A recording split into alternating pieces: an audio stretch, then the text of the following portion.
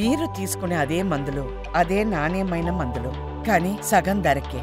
అవును, MedPlus brands pi 50 to 80% తగ్గింపు. Actually ఇప్పుడు మన హైటెక్ సిటీ ఏరియాలో ఉన్న ఇంత పెద్ద హాస్పిటల్లో, సో ముఖ్యంగా ఇక్కడున్న చుట్టుపక్కల ఉన్న వాళ్ళందరూ ఐటీ ఎంప్లాయీస్. సో వాళ్ళందరూ ముఖ్యంగా ఎదుర్కొనే సమస్య ఏంటంటే ఒత్తిడి. సో వాళ్ళకు వర్క్ ప్రెజర్స్ ఎక్కువ ఉంటాయి. సో ఈ మానసిక ఒత్తిడితోని రకరకాల సమస్యలకు గురవుతున్నారు. సో మానసిక ఒత్తిడికి అయితే మన శరీరంలో జరిగే మార్పులు ఏంటి, దీన్ని ఎఫెక్టివ్గా తగ్గించుకోవడానికి ఒక సీనియర్ డాక్టర్గా మీరు ఇచ్చే సలహా ఏంటి? మీరు అన్నది కరెక్ట్. ఈ మధ్య కాలంలో చాలామంది ఒత్తిడికి అంటే మేబీ ఆక్యుపేషనల్ స్ట్రెస్ అంటాం. సో దానివల్ల పియర్స్తో comparisons, so life styles, financial బర్డన్స్తో డెఫినెట్గా స్ట్రెస్ అంటే ఇవి చాలా మందిలో చూసా. అంటే యాంగ్జైటీ, స్లీప్లెస్నెస్, అంటే ఒబేసిటీ, ఇవన్నీ కూడా చాలా యాంగ్జైటీ, స్లీప్లెస్నెస్, ఇన్సోమ్నియా అంటాం, చాలా మందిలో చూస్తాం.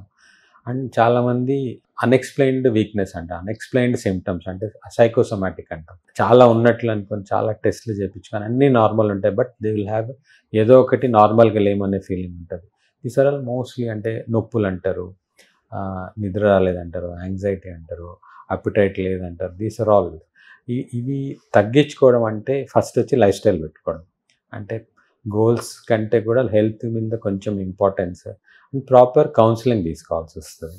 ఎనివే టెస్ట్ చేసుకోవడంలో తప్పులేదు, కానీ నార్మల్ ఉన్న తర్వాత దెన్ వీ హ్యావ్ టు కౌన్సిలింగ్కి పోవడము. అంటే మనకు ఉండే దీంట్లో ఎఫెక్టివ్గా లైఫ్ని పెట్టుకోవడం, అంటే కొంచెం time exercise, meditation, yoga and work and life balance చేసుకుంటే డెఫినెట్గా ఇట్లా దాని నుంచి బయటపడవచ్చు without treatment.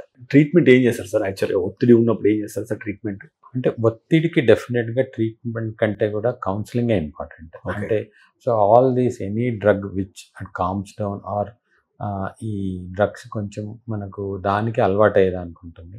As far as normal individual other than అంటే నిజంగా సైకలాజికల్గా డిజార్డర్స్ లేకుండా ఓన్లీ ఒత్తిడి అనుకుంటే ట్రీట్మెంట్ వరకు పోకుండా కౌన్సిలింగ్ తీసుకోవడము, మనకి ఇంకా మన చుట్టూ ఉండే పద్ధతులు మార్చుకొని లైఫ్ని బ్యాలెన్స్ చేసుకుంటే అది బెటర్ దెన్ ట్రీట్మెంట్.